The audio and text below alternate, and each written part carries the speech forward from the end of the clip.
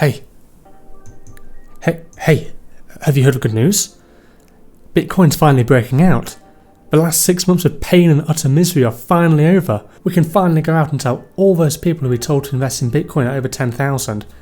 You're about to break even. 2020 is the year. New all-time highs guaranteed.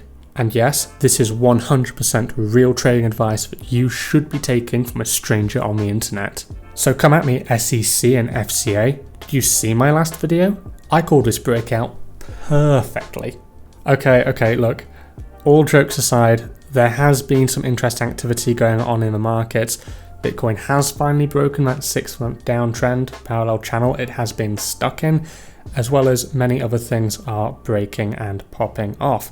So I want to spend some time and just briefly talk about that today. Starting off with, of course, Bitcoin. It has finally broken the channel, and as we discussed last time, is basically following what Litecoin is doing, as we have seen throughout history. Litecoin is now pushing even further up and is trading at just over $57 as I'm recording this. And Bitcoin, on the other hand, has just broken above 8,700 for the first time in the last month and a bit. Now, the question we need to ask ourselves is this indeed the start of that halving pump many people are anticipating? Or is it just another one of these fake outs like here? Now, this move back here started in the early morning. It was in fact 1 o'clock for me here in the UK, and I was discussing it with a bunch of friends on Telegram.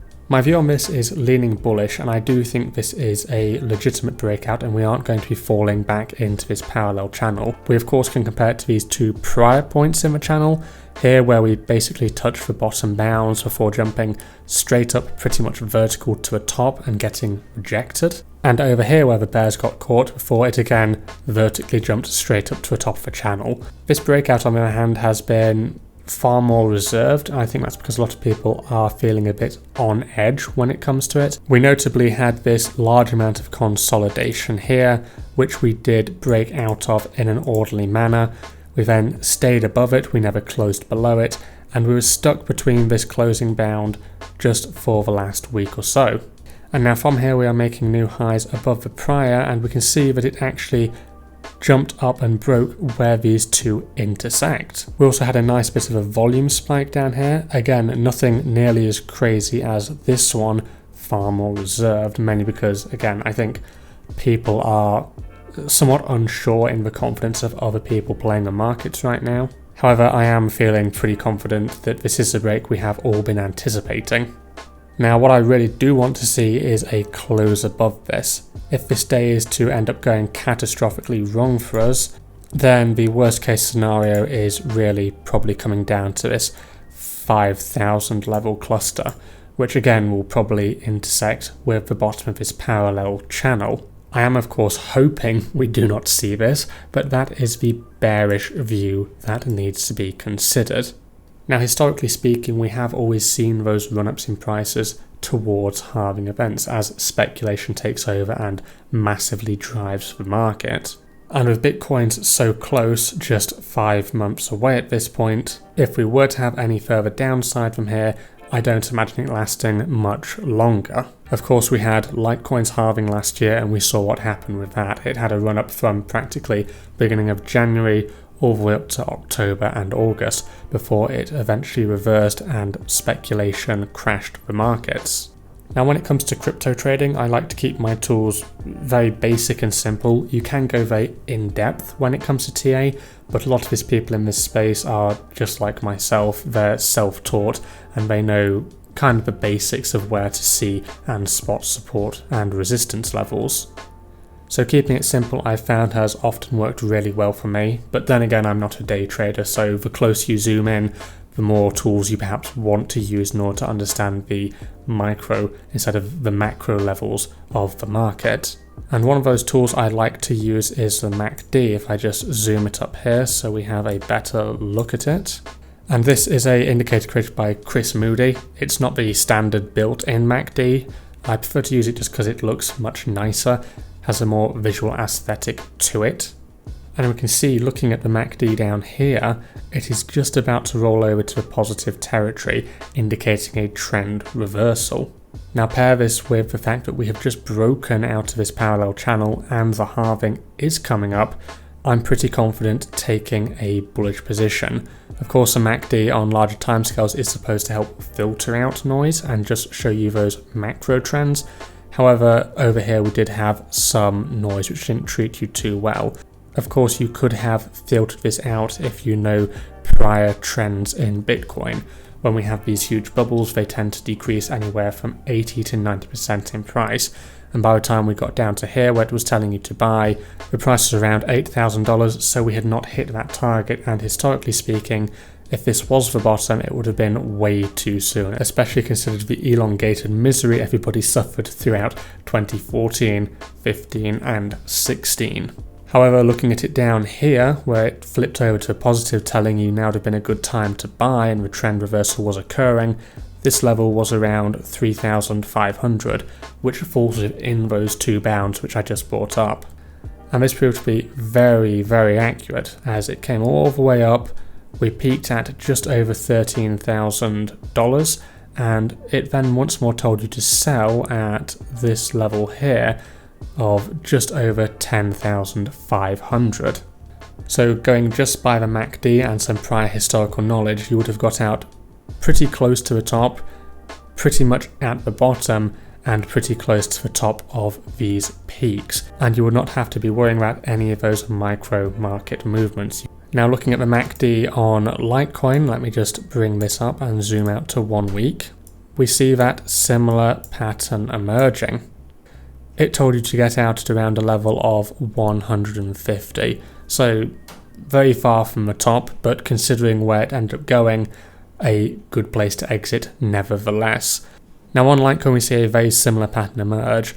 We see this sell point all the way up here, we see the bit of noise where these 2 points told you to buy and then subsequently sell, which you could have filtered out, and eventually we got that buy signal just here at a level of around $28–25.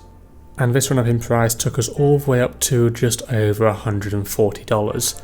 Not bad. It subsequently told us to sell at just around $100, and now, unlike Bitcoin, it has already rolled over into the positive territory. Again, we discussed how Litecoin often leads the way historically with Bitcoin movements, and I do believe we're seeing the same thing occurring here. Litecoin is preempting Bitcoin's moves. And we're also seeing that greater percentage increase value-wise on Litecoin compared to Bitcoin because it is a more volatile asset. I do need to point out that while the MACD looks very good on the Bitcoin and Litecoin charts for the weekly, if we switch over to the Bitcoin monthly, we can see that it is in fact just turning over to the negative. However, I'm hoping that this is going to prove just to be noise, although I do know that higher time frames tend to trump lower ones. So what is next for Bitcoin and what are the targets we are looking to hit if I just scale this back properly? I would place my first target roughly around this level here. As we saw over here, this was the actual breakout point above 9,300, 9,400, around there. This is when we went all the way up and we fell, bounced off it 1, 2, 3, 4, 5 times before breaking it on the 6th. We did have some wicks, but none of these actually closed below it. Over here we spiked up, again some wicks breaking it, but not closing above it, acting as very strong resistance. And now we're out of the channel. I would expect this to be the first level of resistance, perhaps jumping up to it, pulling back a bit, and then hopefully breaking it. Above here we can see that there was some resistance at 11,000. These 3 points here tried breaking and got stuck, so that may prove to be some resistance for us. But this is a gap of, $1,500. So we've got plenty of room to bounce in between them and consolidate before going higher. And then finally above this we really just have to go and try and take out the prior high. These 2 peaks I'm not really concerned about. So this is pretty much what I'm looking at and expecting to happen. Now, will the price break through all of them before the halving? I'm not so sure, but if it does, I would be very happy. We'll have to keep a close eye on it. Now there are just a couple more things I want to touch on. First of all, the Brave New Coin Liquid Index. This was shared to me by a guy on Twitter who goes by the handle at MasterBTCLTC, and he has some very interesting work which he has shared, so go check him out on Twitter. And this is just an indexed price of Bitcoin going all the way back to mid-2010. I assume this is early Mt. Gox data, or perhaps data from that Liberty website which did trading even earlier. Now, because it is an index and not actual Bitcoin, the price of this is still at around 8,100. It hasn't broken out of that channel yet, but it will do as soon as it starts trading.